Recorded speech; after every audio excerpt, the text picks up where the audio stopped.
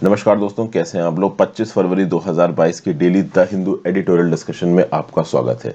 देखते हैं आज कौन कौन से इंपॉर्टेंट आर्टिकल्स डिस्कस करेंगे। 5 आर्टिकल्स थोड़े बहुत इंपॉर्टेंट लग रहे हैं, इसमें जो भी इंपॉर्टेंट पॉइंट्स है देखेंगे। पहला है ploughing a new channel for India's food system.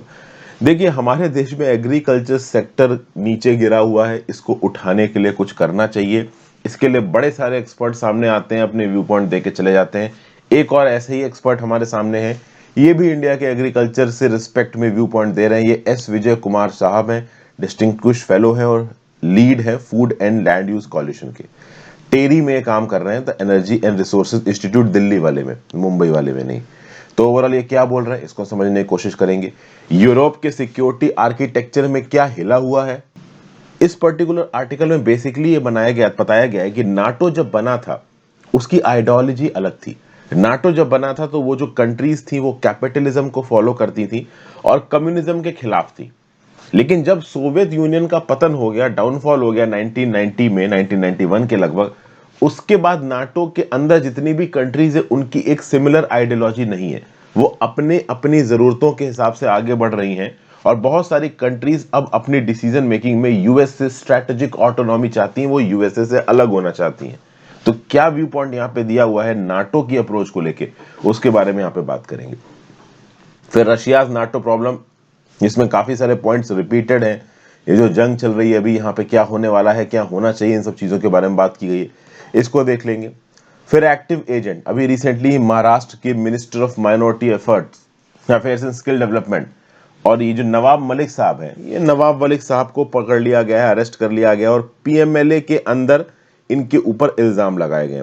वैसे मैं आपको बता दूं कि जो शाहरुख खान के बेटे के अरेस्ट वाला जो केस था उसमें नवाब मलिक साहब काफी एक्टिव थे उस टाइम पे। ये जो समीर वानखेड़े जोनल डायरेक्टर थे एनसीबी की, इनके ऊपर इतने इल्जाम लगाए थे नवाब मलिक ने, खुलेआम के हिसाब नहीं। वो जो पूरा का पूरा शाहरुख खान के बेटे वाला मैटर हुआ था उस समय की बात है ये। तो अब इनको पीएमएलए के अंदर अरेस्ट कर लिया गया है, तो उसके रिस्पेक्ट में एक न्यूज है। और स्टार्टअप्स इंडिया के अंदर कितने हैं, कितना वो जॉब के ऊपर इंपैक्ट डाल रहे हैं, इसके बारे में एक आर्टिकल है। बहुत कोई कंक्रीट आर्टिकल तो नहीं है, लेकिन हाँ, कितने यूनिकॉर्न्स आज की डेट में है, बाकी कंट्रीज के रिस्पेक्ट में हमारे यहाँ पे कितने ज्यादा यूनिकॉर्न्स हैं, कितनी तेजी से ये आगे ग्रो करेंगे, क्या इनका एम्प्लॉयमेंट पैदा करने का पोटेंशियल है, उसके बारे में 3-4 जरूर अच्छे पॉइंट्स इस पर्टिकुलर आर्टिकल से निकल आएंगे। उतने ही पॉइंट्स हम देखेंगे और आगे बढ़ेंगे।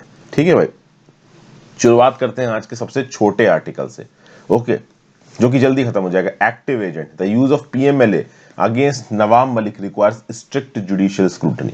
मैं आपको एक छोटे से टर्म्स में इस पर्टिकुलर आर्टिकल का सार ये बता दूं कि prevention of money laundering act, यहां पे अगर आप नवाब मलिक के अगेंस्ट यूज कर रहे हो तो इसको बीजेपी वर्सेस अपोजिशन के टर्म्स में देखा जा रहा है इस पर्टिकुलर आर्टिकल में। मतलब बीजेपी नेशनल एजेंसीज का फायदा उठा के अपोजिशन को दबाने की कोशिश कर रही है, नवाब मलिक के ऊपर इल्जाम डाल रही है, ये करने की कोशिश कर रही है बीजेपी। ये बीजेपी हमेशा अपोजिशन की सरकार को गिराने की कोशिश करती है, ऐसा यहाँ पे ऑथर लिख रहे हैं। तो मोस्ट प्रॉब्ली इस आर्टिकल के जो ऑथर है वो एंटी बीजेपी होंगे, बीजेपी के प्रो तो होंगे नहीं, जो कि अगेंस्ट लिख रहे हैं। देखते हैं हुआ क्या है। आगे बढ़ने से पहले वीडियो पे लाइक का बटन दोस्तों, चैनल और को शेयर और सब्सक्राइब कर दीजिए। अगर आपके पास कुछ एडिशनल इन्फॉर्मेशन है तो please right it in the comment box below, इससे बाकी लोग भी पढ़ के कुछ नॉलेज ले सकें। इंस्टाग्राम पे फॉलो कर लीजिए, टेलीग्राम ग्रुप ज्वाइन कर लीजिए, दोनों ही चीजों का नीचे दिया हुआ टेलीग्राम ग्रुप से आपको पीडीएफ वगैरह मिल जाती हैं। And please click the join button if you can friends, आपके ज्वाइन बटन दबाने से खासा मदद मिलती है। तो भाई, महाराष्ट्र के minister of minority affairs and skill development और नेशनलिस्ट कांग्रेस पार्टी के लीडर नवाब मलिक साहब, इनको यहां पे कर लिया गया है अरेस्ट। एक्चुअली में इन्फोर्समेंट डायरेक्टोरेट ने महाविकास अघाड़ी अलायंस के हैं, ये महाविकास अघाड़ी अलायंस एक्चुअली में बीजेपी के अगेंस्ट बना था। पहले जो सरकार थी आपकी महाराष्ट्र में, उसमें बीजेपी के ही चीफ मिनिस्टर थे देवेंद्र फडणवीस, आपको याद होगा। लेकिन अब वो चीफ मिनिस्टर नहीं है। ये महाविकास अघाड़ी में नेशनलिस्ट कांग्रेस पार्टी है, शिवसेना है, और शिवसेना के लीडर उद्धव ठाकरे साहब इस समय पे चीफ मिनिस्टर है। इस महाविकास अघाड़ी के एक इंपॉर्टेंट पर्सन है ये नवाब मलिक, इनको पकड़ लिया गया। अब इनको पकड़ा क्यों किया गया है, तो केस अभी का नहीं, 1999 का है। ऐसा कहा गया कि 1999 में नवाब मलिक की एक कंपनी को एक प्रॉपर्टी बेची गई। वो प्रॉपर्टी किसके द्वारा बेची गई थी, हसीना पारकर द्वारा बेची गई थी।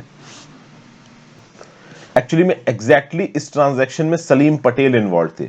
तो सलीम पटेल इस प्रॉपर्टी सेल में इन्वॉल्व था, इसने ये प्रॉपर्टी बिकवाई थी नवाब मलिक की एक कंपनी को, और Salim Patel was an associate of Haseena Parkar, और हसीना पारकर दाऊद इब्राहिम की बहन है। अब तो खैर हसीना पारकर की मृत्यु हो चुकी है। तो ओवरऑल इस पर्टिकुलर केस में नवाब मलिक यहाँ पे फंस गए हैं। Prevention of money laundering act का यहाँ पे चार्ज लगाया गया। आप बोलोगे कि सर प्रॉपर्टी बेचना क्या कोई क्राइम है? अगर हसीना पारकर या फिर उनके किसी एसोसिएट ने प्रॉपर्टी बेच दी ओवरऑल नवाब मलिक को, तो क्या एक क्राइम है? क्राइम इस रिस्पेक्ट में यहाँ पे बताया जा रहा है कि जिस दाम पे ये प्रॉपर्टी बेची गई थी वो दाम बहुत कम था। तो जैसे फॉर एग्जांपल मान लो एक प्रॉपर्टी का मार्केट रेट है 2 करोड़ रुपए, ठीक है, मेरे पास ये प्रॉपर्टी है और मैं किसी दूसरे पर्सन ए को ये 2 करोड़ रुपए की प्रॉपर्टी बेच देता हूं, लेकिन मैं 50 लाख रुपए ही पेमेंट लेता हूं, ठीक है। तो मैंने ये प्रॉपर्टी बेची, 50 लाख रुपए ही सामने से पेमेंट लिया, तो अब सवाल तो उठेगा ही ना कि प्रॉपर्टी है यार 2 करोड़ की, मैं 50 लाख रुपए में प्रॉपर्टी बेच रहा हूं, तो 1.5 करोड़ कम में क्यों बेच रहा हूं? तो हो सकता है 1.5 करोड़ रुपए मैंने कैश में ले लिया हो, उसके ऊपर टैक्स वगैरह ना भरा हो, या कुछ और इलीगल एलिमेंट वाली चीज इन्वॉल्व हो। तो किसी एक पर्टिकुलर प्रॉपर्टी की सेल में मार्केट वैल्यू से नीचे का अगर ट्रांजैक्शन है तो वहां पे मनी लॉन्ड्रिंग के बहुत सारे वेराइड मैनिफेस्टेशंस आ जाते हैं, और कुछ ऐसा ही यहां पे हो रहा है। बस बात यह है कि केस बहुत पुराना है, 1999 का है। तो यही बोला जा रहा है यहाँ पे कि इतने पुराने केस को उठाया जा रहा है। तो अब इतने पुराने केस को आप उठा रहे हो तो इसका मतलब ये है कि भाई जो लीडिंग सरकार है केंद्र की, वो इन एजेंसीज का इस्तेमाल कर रही है अपोजिशन को दबाने के लिए। हालांकि देखिए हर केस में ऐसा नहीं हो सकता है यहाँ पे गलती हो नवाब मलिक की, भाई हम देखिए जानते नहीं है कि यहाँ पे एग्जैक्टली क्या है, ठीक है। हर इंसान इस तरीके की न्यूज को अपने अपने हिसाब से डेसिफर करता है।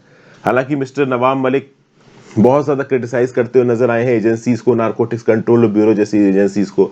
ये समीर वानखेड़े वाले केस में क्या हुआ था ये आपको पता ही है। इससे पहले भी एक particular farmer home minister Anil Deshmukh साहब जो कि महाविकास अघाड़ी के हैं, इनको अरेस्ट किया जा चुका है।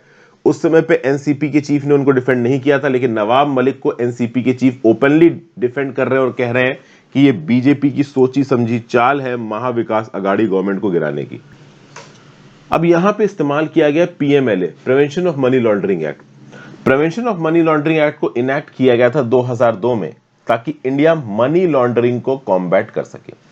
मनी लॉन्ड्रिंग टैक्स को बचाने के लिए भी इस्तेमाल की जाती है, मनी लॉन्ड्रिंग टेररिस्ट एक्टिविटीज को भी फंड करने के लिए इस्तेमाल की जाती है। आपने बहुत सारी पिक्चरों में मनी लॉन्ड्रिंग का हिसाब देखा होगा कि भाई आपने किसी को पैसा दे दिया 1 करोड़ रुपए कैश में, उसने अपना 10% का कट लिया और आपके अकाउंट में व्हाइट में 90 लाख रुपए जमा करा दिया। अब आप बोलोगे सर व्हाइट में 90 लाख कैसे आ जाएंगे? पूछा तो जाएगा ना टैक्स वालों के आपके अकाउंट में 90 लाख कैसे आए? तो जो भी ट्रांसफर करता है वो ये बोलता है कि डोनेशन के तौर पे हम इनको 90 लाख दे रहे हैं, या दूसरे बहानों के थ्रू बोल देते हैं कि भाई हम आपको ये पैसे दे रहे हैं। इलीगल तरीके से शेल कंपनीज बना के पैसे को एक जगह से दूसरी जगह ट्रांजैक्शन करना, ताकि उस ट्रांजैक्शन का कोई ट्रेल ना हो, उसके ऊपर टैक्स ना दिया जा सके, उसको गलत पर्पसेस के लिए इस्तेमाल किए। इतने वैराइड मैनिफेस्टेशंस यहाँ पे मनी लॉन्ड्रिंग के निकल आते हैं। ओके, अब पीएमएलए एक्ट के गलत यूज को लेकर सुप्रीम कोर्ट में बहुत सी पिटीशन फाइल्ड है।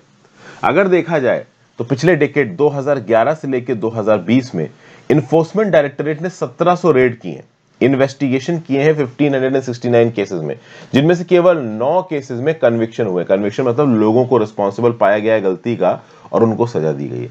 तो इसका क्या मतलब है? इसका मतलब यह है कि इन्फोर्समेंट डायरेक्टरेट पीएमएलए एक्ट का कुछ ज्यादा ही इस्तेमाल कर रहा है, जितना नहीं करना चाहिए उससे ज्यादा कर रहा है। इसलिए यहां पे बहुत सारे पिटिशनर सुप्रीम कोर्ट पहुंच गए हैं और बोल रहे हैं कि भाई ये जो इन्फोर्समेंट डायरेक्टरेट हर केस में पीएमएलए को इन्वोक कर देता है, इसको बंद करिए, ये गलत है, ऐसा यहां पे नहीं होना चाहिए। तो अपोजिशन रूलिंग पार्टी के बिल्कुल अगेंस्ट जा रहा है। यहां पे इन्फोर्समेंट डायरेक्टरेट की क्रेडिबिलिटी के ऊपर सवाल उठाया जा रहा है अपोजिशन के द्वारा। ओके, तो ये था पूरा का पूरा न्यूज। आगे चलते हैं। नेक्स्ट जो हम आर्टिकल डिस्कस करेंगे जो मेरे हिसाब से इंपॉर्टेंट है वो ये है shaking up Europe security architecture. देखिए आज की डेट में अब यही चीज न्यूज में है। This is a very hot and burning topic. क्या हो रहा है रशिया में? रशिया ने यूक्रेन के ऊपर अटैक कर दिया, बहुत ही अनफॉर्चुनेट इंसिडेंट्स है। सोचिए आप एक ऐसी जगह पे बैठे हैं, बिल्डिंग के अंदर बैठे हैं। नॉर्मल कर क्या होता है कि भाई हम लोग जब बिल्डिंग के अंदर बैठे होते हैं तो हम सेफ फील करते हैं, आंधी आ जाए, तूफान आ जाए, बारिश आ जाए। आप एक बिल्डिंग के अंदर बैठे हो और आपको ये नहीं पता है कि कब कौन सा बम का गोला आके आपकी बिल्डिंग के ऊपर गिराएगा और आप ही की दीवार आपके ऊपर गिर जाएगी। सोचिए ऐसे डर में अगर आप अपनी बिल्डिंग के अंदर बैठे हो, आपको कैसा लगेगा? कुछ ऐसा ही हो रहा है इस समय पे यूक्रेन के अंदर लोगों के साथ। लोग मर रहे हैं, प्रॉपर्टी और पैसों का नुकसान हो रहा है, वो तो अलग, ह्यूमन लाइफ का नुकसान हो रहा है, बहुत ही बुरे हालात है। जल्दी जल्दी चीजें शांत हो जाएं, यही उम्मीद की जा सकती है। तो भाई overall post cold war security order में सबसे डीस्टेबलाइजिंग इवेंट है ये। अगर आप देखो तो ऐसा वॉर जल्दी देखा नहीं गया। कारगिल वॉर था जो कि बहुत डेंजरस था। उसके बाद अगर देखें तो इस समय पे सबसे डेंजरस वॉर की तरह ये सामने निकल के आ रहा है। अगर क्राइसिस नहीं रोकी गई तो इसके अंदर पोटेंशियल है थर्ड वर्ल्ड वॉर में कन्वर्ट होने का। हालांकि थर्ड वर्ल्ड वॉर में कन्वर्ट होगा इसके चांसेस थोड़े कम है। अब ओवरऑल यूएस रशिया के बीच में रिश्ते इतने खराब कैसे हो गए, या फिर नाटो रशिया के बीच में रिश्ते ऐसे इतने खराब कैसे हो गए? क्या यहाँ पे जो बाइडेन की गलती है? तो देखिए एग्जैक्टली ये कह देना कि ये जो बाइडेन की गलती है सही नहीं होगा। In fact US president Joe Biden ने जून 2021 में रशियन प्रेसिडेंट व्लादिमीर पुतिन के साथ मिलकर चीजों को सॉर्ट आउट करने की कोशिश की थी। ये जो यूएस रशिया एक्रिमोनी चल रही है पिछले 7 से 10 सालों से, इसको सॉर्ट आउट करने की कोशिश की थी। ठीक है भाई, अच्छी बात है।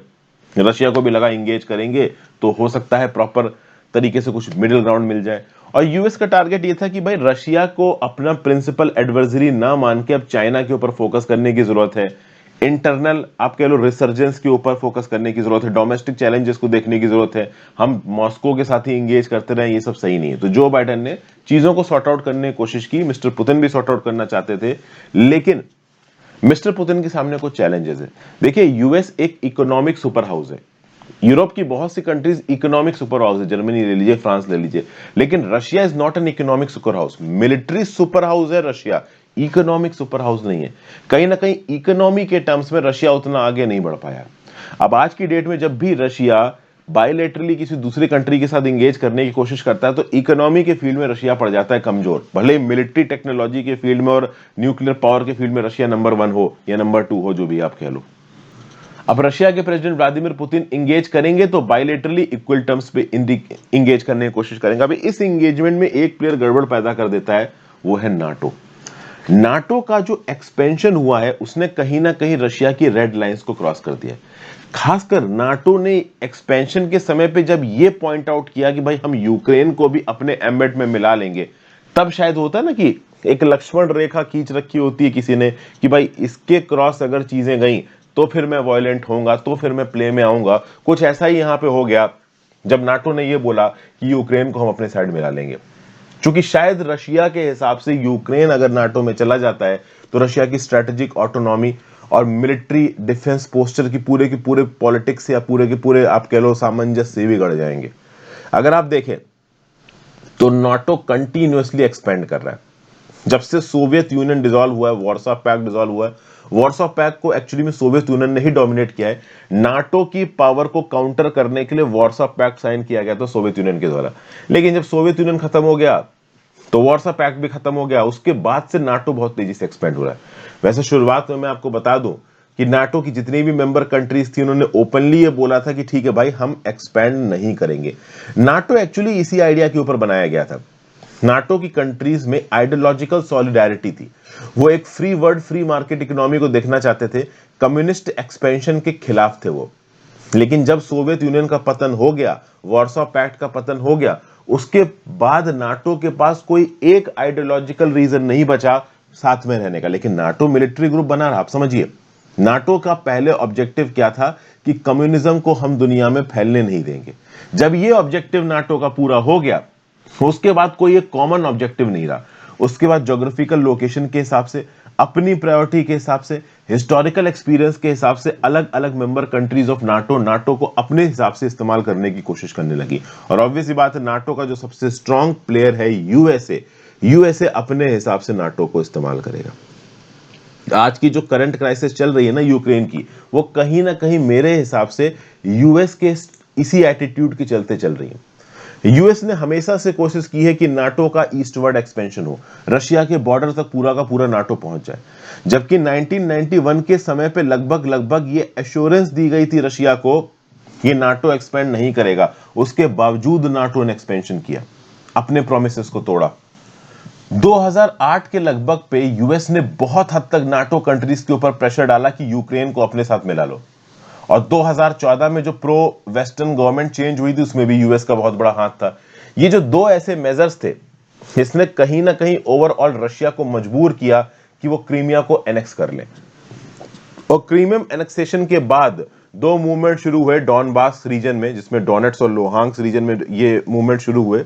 2014-15 में जरूर मिन्स्क अकॉर्ड साइन किए गए, लेकिन मिन्स्क अकॉर्ड का कोई मतलब नहीं है, क्योंकि आज की डेट में रशिया दो अलग कंट्रीज बना चुका है, लुहांस्क और डोनेट्स। ऑब्वियस सी बात है वो कंट्रीज आगे आने वाले समय में रशिया का ही पार्ट होने वाली है, अगर कुछ और, क्योंकि वो बिल्कुल ही लैंड लॉक्ड है, तो रशिया के ऊपर ही उनकी डिपेंडेंस है। लेकिन अभी इंटरनेशनली अपनी इमेज को रशिया नहीं गिरा सकता, इसलिए बोल रहा है कि अलग कंट्रीज है। ठीक है, तो कुल मिला के जो यूएस का एक्सपेंशनिज्म वाला मोड था ना, रोमांटिसिज्म वाला मोड था ना, वो यूक्रेन के अगेंस्ट चला गया है। आज की डेट में वॉर छिड़ा हुआ है और इस वॉर में यूक्रेन अकेला है।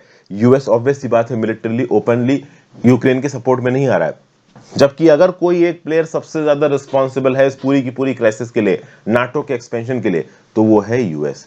जब शुरुआत में एश्योरेंस दी गई थी 1991 में रशिया को कि नाटो का एक्सपेंशन नहीं होगा, तो आप क्यों कर रहे हो भाई नाटो का एक्सपेंशन, आप करते ही जा रहे हो, करते ही जा रहे हो। अच्छा, एक और बात है, अब बहुत सारी यूरोपियन कंट्रीज स्ट्रेटेजिक ऑटोनॉमी की बात कर रही हैं, और ये चीज रशिया भी चाहता है।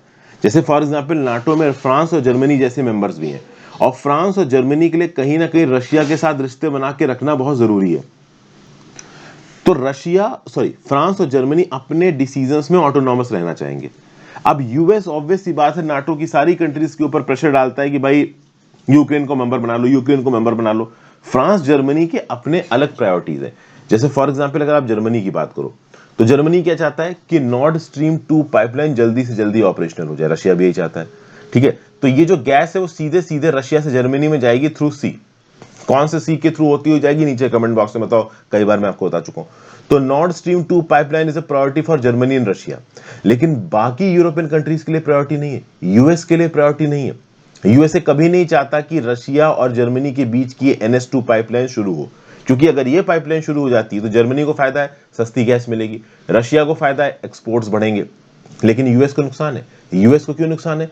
क्योंकि यूएस जो गैस पैदा करता है वो नहीं बेच पाएगा यूरोप को, यूएस वाली गैस यूरोप को महंगी पड़ती है, रशिया से आई हुई गैस जर्मनी को सस्ती पड़ेगी अगर नॉर्ड स्ट्रीम 2 पाइपलाइन से आती है। तो सबसे पहले तो यूएस चाहता है कि भाई हमारी गैस खरीदो। यूएस की गैस खरीदनी तो फिर रशिया की गैस कैसे खरीदोगे? प्लस रशिया की गैस अगर जर्मनी के पास आने लगी और फिर जर्मनी से वो गैस आसपास की कंट्रीज में जाएगी, तो कहीं ना कहीं रशियन गैस के ऊपर यूरोपियन कंट्रीज डिपेंड होंगी, तो फिर यूरोप की कंट्रीज रशिया के साथ अपने रिश्ते नहीं बिगाड़ना चाहेंगी। ये चीज प्रिसाइजली यूएस नहीं होने देना चाहता।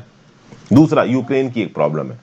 अब यहां मान लो है जर्मनी, इधर है रशिया, बीच में इधर आता है यूक्रेन, ऊपर समुद्र से थ्रू रशिया के थ्रू होती हुई जो गैस है वो पहुंच गई जर्मनी में, यूक्रेन बाईपास हो गया। अब पहले क्या था कि गैस भेजनी है अगर रशिया से बाकी यूरोपियन कंट्रीज के अंदर, तो बीच में यूक्रेन के थ्रू ट्रांजिट होता था। नॉर्ड स्ट्रीम 2 के पाइपलाइन बनने से यूक्रेन की जो स्ट्रेटेजिक आप कह लो लोकेशन थी उसका एडवांटेज चला गया, क्योंकि अब अगर रशिया को गैस बेचनी है जर्मनी को तो वो नॉर्ड स्ट्रीम 2 पाइपलाइन से बेच देगा। तो यूक्रेन की बीच में जो आप कह लो टेरिटरी आती थी ना जिसके थ्रू गैस एक्सपोर्ट होती थी, वो टेरिटरी अब नहीं आ रही है, तो यूक्रेन की स्ट्रेटेजिक इंपॉर्टेंस भी नॉर्ड स्ट्रीम 2 पाइपलाइन से खत्म हो रही है। इसलिए यूक्रेन भी ऑब्वियस सी बात है नॉर्ड स्ट्रीम 2 पाइपलाइन के अगेंस्ट बोलेगा। लेकिन अब आप सोचो, आप जर्मनी के पर्सपेक्टिव से सोचो, आप नीदरलैंड्स के पर्सपेक्टिव से सोचो, उनको जर्मन गैस की जरूरत है। Germany is heavily industrialised economy, उनको एनर्जी की जरूरत है। तो उनसे ये बोलो कि तुम भाई अपनी इकोनॉमिक ग्रोथ को कॉम्प्रोमाइज कर दो यूएस और नाटो के एजेंडा के लिए, तो क्या जर्मनी करेगा? ऑब्वियस सी बात है अंदर से तो वो नहीं ये करना चाहेंगे। तो नाटो के अंदर के जो प्लेयर्स है ना, वो भी अपनी अप्रोच में यहां पे बटे हुए हैं, और हर कोई अब यूएस लाइन को आंख बंद करके टो करता रहे, इसके चांसेस बहुत कम है। फ्रांस के प्रेसिडेंट इमैनुअल मैक्रोन साहब ने तो अभी ये तक बोल दिया कि नाटो ब्रेन डेड हो चुका है। यूरोप एक जियोपॉलिटिकल पावर है और यूरोप को अपनी चॉइसेस खुद ढूंढनी चाहिए। नाटो के ओवरऑल ब्रैकेट के अंदर आके काम करना यहां पे जरूरी नहीं है। रशिया के साथ स्ट्रेटेजिक डायलॉग करने की जरूरत है। यहां पे ओपनली फ्रांस यूएस के अगेंस्ट बोल रहा है। इसकी एक वजह ऑकस भी है, क्योंकि यूएस यूके के सपोर्ट से ऑस्ट्रेलिया को न्यूक्लियर सबमरीन्स प्रोवाइड की जा रही हैं। तो यहां पे दिमाग खराब हो चुका है फ्रांस का, और जो कुछ भी यहां पे इमैनुअल मैक्रोन साहब कह रहे हैं वो बहुत हद तक सही है। अगर ये यहां पे हो जाता है तो चाइना की डोमिनेंस एक लिमिट से ज्यादा नहीं हो पाएगी। सोचिए, यूरोप अगर ऑटोनॉमस तरीके से काम करने लगता है, रशिया के साथ बायलैटरली इंगेज करता है, तो यूएस की इंटरफेरेंस इन यूरोपियन पॉलिटिक्स कम हो जाएगी। तो कल की डेट में रशिया और यूरोपियन कंट्रीज के बीच में थोड़ा इंगेजमेंट होगा, जिसके चलते चाइना का जो एक्सेसिव डोमिनेंस आ रहा है ना रशिया के ऊपर, वो थोड़ा कम हो सकता है। तो ये सब ओवरऑल चीजें यहां पे बताई जा रही हैं। इस आर्टिकल में कहीं ना कहीं यूएस को रिस्पॉन्सिबल ठहराया जा रहा है ये पूरी की पूरी यूक्रेन क्राइसिस के लिए। तो ये हमने देखा यहाँ पे। आई होप कुछ ना कुछ यूजफुल जानने को मिला हो। अगले आर्टिकल की तरफ चलते हैं, यही कंटिन्यू कर लेते हैं। छोटा सा आर्टिकल है, Russia's NATO problem, Putin seems unwilling to engage to address Russia's security concern. देखिए भाई, यूक्रेन के अंदर महीनों से weeks of military troop building थी। बहुत सारी कंट्रीज अनाउंस कर चुकी थी, अपने डिप्लोमेट्स को बोल चुकी थी कि भैया निकलो, यूक्रेन से बाहर निकलो, कभी भी जंग हो सकती है। और जंग भाई देखिए यहाँ शुरू हो चुकी है। वर्ल्ड में इसके रिपल इफेक्ट्स आ रहे हैं, नाटो कंट्रीज में तो आ ही रहे हैं।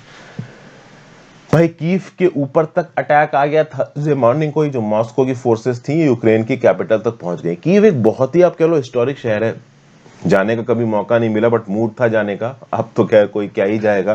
कीव में काफी तबाही मच चुकी है, शायद उसको अपने पुराने फॉर्म में आने में काफी समय लग जाए।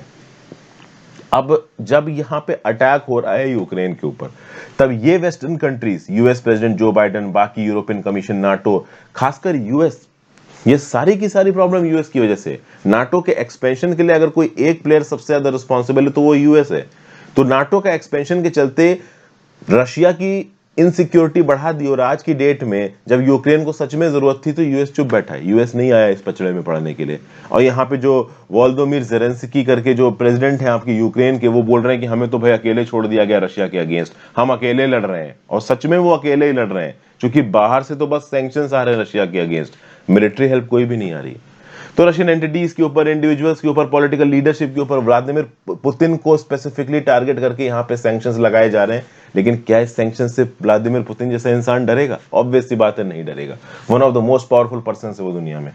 रशियन बैंक्स को फाइनेंशियल सिस्टम से निकाल देना, स्विफ्ट सैंक्शंस लगाना, हालांकि अब तक सैंक्शंस लगे नहीं है, टेक्नोलॉजी एक्सपोर्ट्स रशिया में ना भेजना, इस प्रकार का बहुत सा बैकलैश रशिया के अगेंस्ट हो रहा है।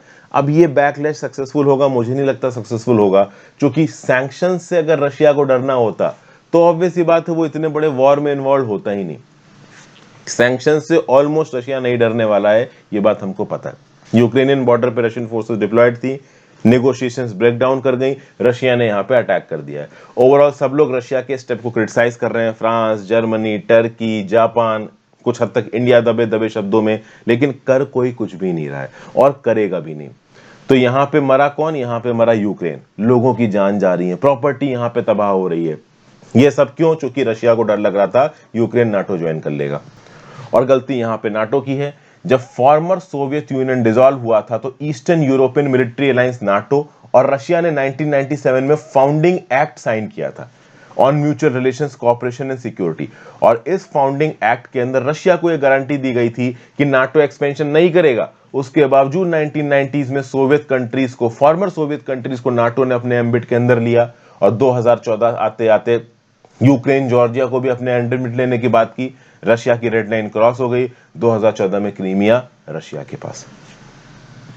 लंबे समय से निगोशिएशंस चल रहे हैं। शायद पुतिन को अब ये लग गया हो कि इन निगोशिएशंस से कुछ भी कंक्रीट बाहर निकलने वाला नहीं है, इसलिए पुतिन ने यहाँ पे एक्सट्रीम स्टेप लिया, यूक्रेन के ऊपर अटैक कर दिया। अब यूक्रेन के कितने इलाके को वो कब्जाएंगे, क्या एक्चुअली में व्लादिमीर पुतिन के दिमाग में चल रहा है, इस वॉर के थ्रू उनका एंड ऑब्जेक्टिव क्या है, कितना इलाका वो कब्जाना चाहते हैं, इसके बारे में देखिए अभी कुछ कहा नहीं जा सकता।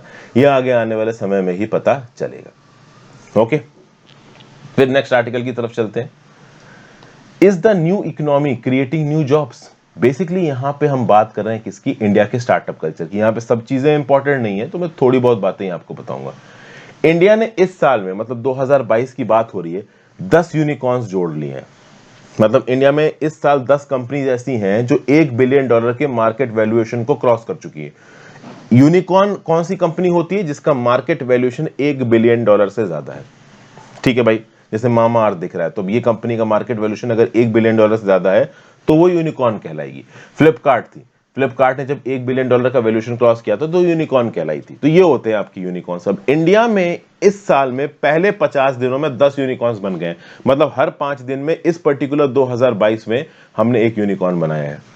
पिछले साल ऑब्वियस सी बात है हमारा सबसे ज्यादा यूनिकॉर्न्स बने 2021 में। 44 कंपनीज ऐसी थी इंडिया के अंदर जो कि यूनिकॉर्न्स में कन्वर्ट हुई। कहीं ना कहीं यूनिकॉर्न्स में हम दो ही कंट्रीज से पीछे हैं, यूएस और चाइना। किसके हिसाब से? हरून ग्लोबल यूनिकॉर्न इंडेक्स 2021 के हिसाब से। तो नो डाउट यूनिकॉर्न्स हमारे देश में बहुत तेजी से बढ़ रहे हैं, ठीक है ना। अगर देखा जाए तो थिलाई राजन के हिसाब से 91 यूनिकॉर्न्स हैं अभी के लिए इंडिया में। सबसे पहला यूनिकॉर्न इंडिया के अंदर आया था 2011 में। 2014 के बाद से देखिए तो नंबर ऑफ यूनिकॉर्न्स ग्रो कर रहे हैं। 2020 में हमारे देश में 10 यूनिकॉर्न्स थे, 2021 में हमारे देश में 44 यूनिकॉर्न्स थे। मतलब इसको कंपेयर किससे कर रहे हैं थिलाई राजन साहब? थिलाई राजन साहब ये बोल रहे हैं कि 1953 में 2 लोगों ने माउंट एवरेस्ट चढ़ा, आज की डेट में हर साल 500 से 600 लोग माउंट एवरेस्ट चढ़ते हैं। तो लोगों के एम्बिशंस बढ़ते हैं तो ऑब्वियस सी बात है रिजल्ट भी बढ़ते हैं। उसी प्रकार से यूनिकॉर्न है, यूनिकॉर्न भी आगे आने वाले समय में बहुत तेजी से इंडिया के अंदर बढ़ेंगे। अब कितनी तेजी से बढ़ेंगे that's a totally different thing, ठीक है। पहला यूनिकॉर्न इंडिया के अंदर कौन था? इनमोबी। देखिए ये इंपॉर्टेंट पॉइंट्स है, पूछे जा सकते हैं। First unicorn of India InMobi, याद रखिएगा, ओके। सेकंड यूनिकॉर्न कौन था? तो ये तो आपने सुना ही होगा, Flipkart, okay. Hasura is the latest unicorn जो कि इंडिया के अंदर यूनिकॉर्न स्टेटस जिस कंपनी ने प्राप्त किया है। तो बेसिकली यूनिकॉर्न्स क्या है? यूनिकॉर्न्स इंडस्ट्रियल एंटरप्राइजेस हैं जिनकी वैल्यूएशन $1 बिलियन से ज्यादा हो चुकी है। ये एंटरप्रेन्योर्स के लिए एक बूस्ट की तरह काम करते हैं, मोटिवेशन की तरह काम करते हैं। और ऑब्वियस सी बात है जैसे ही एक यूनिकॉर्न की मार्केट वैल्यूएशन बढ़ेगी, ऑब्वियस सी बात है उसमें काम करने वाले लोगों का नंबर्स बढ़ेगा, एम्प्लॉयमेंट बढ़ेगा, हमारी इकोनॉमी में एक प्रकार का पुश आएगा, वगैरह वगैरह। Unicorns essentially venture capitalist funded companies होती हैं और इन वेंचर फंडिंग कैपिटलिस्ट कंपनीज ने यूनिकॉर्न्स में बहुत इन्वेस्ट किया है इंडिया के अंदर। अगर आप देखो तो 2011 से लेकर 2020 में कंपनीज में जितना पैसा इन्वेस्ट किया गया है वो हर साल 76% से ग्रो कर रहा है। 10,000 कंपनीज को इन 10 सालों में फंड किया गया। और ऑब्वियस सी बात है अगर आप 10,000 कंपनीज को फंड करोगे तो कुछ कंपनीज तो रिस्पॉन्ड करेंगी ही ना। कुछ कंपनीज तो $1 बिलियन का वैल्यूएशन क्रॉस कर ही जाएंगी, जो कि इंडिया के अंदर देखने को मिल रहा है। इंडिया के अंदर 16 जनवरी को मनाया जाता है नेशनल स्टार्टअप डे, ठीक है। तो नो डाउट स्टार्टअप कल्चर को इंडिया में सिस्टमैटिकली तरीके से प्रमोट करने की कोशिश की जा रही है और सरकार भी इसमें एक बहुत मेजर रोल प्ले कर रही है। तो आगे आने वाले समय में इस बात में कोई दो राय नहीं है कि यूनिकॉर्न्स बढ़ेंगे। अच्छा एक और चीज, 2020 से लेके अगर 2021 की ग्रोथ देखेंगे तो 2020 में 10 यूनिकॉर्न्स थे, 2021 में 44 यूनिकॉर्न्स थे। 300% से ज्यादा यूनिकॉर्न की ग्रोथ है। लेकिन अब आप सोचो कि अब 44 से बढ़ के फिर से 300% बढ़ेंगे 2022 में, तो ये सोचना सही नहीं होगा। देखिए हमें प्रैक्टिकल स्टेप लेके चलना है, ठीक है। अगर आप बात करो 2007 में इनिशियल पब्लिक ऑफरिंग्स हुई थी कितनी? सबसे ज्यादा 108, फिर 2010 में 66, 2021 में 63।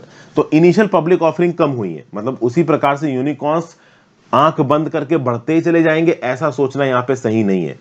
वैलीज देखने को मिलेंगी, जैसे फॉर एग्जांपल बढ़े फिर घटे, फिर बढ़े फिर घटे, इस प्रकार की एक्टिविटी हमको यूनिकॉर्न में देखने को मिलेगी। हाँ हमें यह जरूर पता है कि नंबर ऑफ यूनिकॉर्न्स आगे आने वाले समय में बढ़ेंगे। किस स्पीड पे बढ़ेंगे ये बहुत सारे फैक्टर्स पे डिपेंड करेगा। सरकारी मदद, इकोनॉमिक क्या चल रहा है, ग्रोथ कैसी चल रही है, कैसे मार्केट पर्सपेक्टिव्स हैं, ये सब चीजें भी यहां पे मैटर करने वाली हैं। एसेट प्राइसिंग, ग्लोबल इन्वेस्टमेंट कितना आता है। अब जैसे फॉर एग्जांपल यूक्रेन और रशिया का वॉर लगातार चलता रहता है तो डेफिनेटली सप्लाई लाइंस इफेक्ट हो जाएंगी, जो कंपनीज की बैलेंस शीट है वो इफेक्ट हो जाएंगी, इंटरनेशनल फाइनेंस कम हो सकता है, इन्वेस्टमेंट कम हो सकता है। तो इंटरनेशनल फैक्टर से बहुत हद तक डिपेंड करेगा कि स्टार्टअप कल्चर इंडिया में कितनी तेजी से आगे बढ़ता है। तो काम भर के जो भी स्टैटिस्टिक्स है वो मैंने यहाँ पे आपके साथ डिस्कस कर लिया। अपने अगले आर्टिकल की तरफ चलते हैं। Deploying a new channel for India's food system. The siloed approach of agriculture serving food security needs to give way to a science society polity interface. देखिए क्या बताया जा रहा है। यूनाइटेड नेशंस के 17 सस्टेनेबल डेवलपमेंट गोल्स की बात की जाए तो इसमें फूड सिस्टम्स को ट्रांसफॉर्म करना एक इंपॉर्टेंट गोल है। अब इसके लिए नेशनल, इंटरनेशनल और रीजनल एक्शन होना चाहिए। देखा जाए तो यूएन फूड सिस्टम समिट ने क्या बोला कि 5 इलाकों में हमें काम करने की जरूरत है। कौन कौन से 5 इलाके हैं? पहला नूरिश ऑल पीपल, दूसरा बूस्ट नेचर बेस्ड सॉल्यूशन, तीसरा advance equitable livelihood decent work and empowered communities, चौथा build resilience to vulnerabilities, shocks and stresses, और पांचवा accelerate the means of implementation. याद हो जाए तो ठीक है, ना याद हो तो कोई बात नहीं, बस पढ़ सा लीजिए, अब हर चीज तो ना याद कर पाओगे। तो क्या बताया जा रहा है यहाँ पे? ये बताया जा रहा है कि भाई साइंस, सोसाइटी और पॉलिसी के बीच में जब आप प्रॉपर एक बैलेंस स्थापित करोगे तब जाके हम सस्टेनेबल ग्रोथ पा पाएंगे, रिसोर्स एफिशिएंसी पा पाएंगे और इकोनॉमी में सर्कुलैरिटी आ पाएगी। ठीक है, तो अगर आप देखें तो एक एक्टिव साइंस सोसाइटी पॉलिसी का इंटरफेस चाहिए ताकि 1960s के प्रिवेलिंग नेगेटिव एटमॉस्फेयर को निगेट किया जा सके। देखिए क्या है, 1960 में हमारे देश की आबादी बढ़ रही थी, लेकिन आबादी के पास खाने के लिए सामान नहीं था, इनफ फूड ग्रेन्स नहीं थे। तो उसके बाद साइंस सोसाइटी पॉलिसी का जब कोऑर्डिनेशन हुआ, तब क्या आया, तब आया इंडिया का ग्रीन रेवोल्यूशन 1960s का। और उस ग्रीन रेवोल्यूशन के दम पे आज की डेट में हम सेल्फ सस्टेनेबल है, मतलब इंडिया के पास फूड ग्रेन्स इतने हैं कि हम अपनी पूरी आबादी को खाना खिला सकते हैं, हमारे पास कोई भी प्रॉब्लम नहीं है। लेकिन क्या उसके बावजूद हम खाना खिला पा रहे हैं? सबसे पहले तो पॉजिटिव क्या है, साइंस सोसाइटी पॉलिसी इंटरफेस का जब अच्छा सामंजस्य हुआ तो पॉजिटिव ये हुआ कि भाई हाई यील्डिंग वैरायटी सीड्स आई हमारे पास, उसके दम पे हमने राइस और व्हीट की जो यील्ड है उसको बढ़ाया, और इस इंक्रीज्ड यील्ड में vast agriculture research, technology transfer, ये सब चीजें हुई और ग्राउंड लेवल पे हम लोग एफिशिएंट ऑप्शंस को इंप्लीमेंट कर पाए, इससे हम सेल्फ सस्टेन हो पाए। लेकिन इस सेल्फ सस्टेन होने के बावजूद आज की डेट में भी देखिए तो इंडिया में बहुत सारे लोग ऐसे हैं जो कि फूड इनसिक्योर हैं। दुनिया में जितने भी फूड इनसिक्योर पीपल हैं 25% इंडिया में पाए जाते हैं। अभी भी ऐसे बहुत से इनकम ग्रुप्स के लोग हैं जो रूरल इलाकों में 2400 किलो कैलोरी और अर्बन इलाकों में 2100 किलो कैलोरी दिन की रिक्वायरमेंट पूरी नहीं कर पाते हैं। हमारे देश में 18.7% वुमेन और लगभग 16.2% ऐसे मेन हैं जो अपनी बेसिक न्यूट्रिशनल नीड्स को पूरा करने के लिए इनफ खाना नहीं इकट्ठा कर पाए हैं। 32% चिल्ड्रन 5 साल से कम के ऐसे हैं जो आज भी अंडरवेट हैं। ये सब कौन बता रहा है? 5th national family health survey बता रहा है। तो नो डाउट हमारे पास इनफ फूड ग्रेन्स है, लेकिन तब भी हम अपनी आबादी को पूरी तरीके से खाना नहीं खिला पा रहे हैं।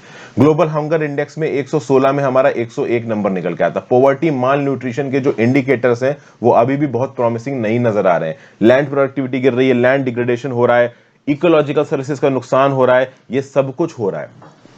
और इसके लिए रिस्पॉन्सिबल कौन बताया जा रहा है? Siloed approach of agriculture.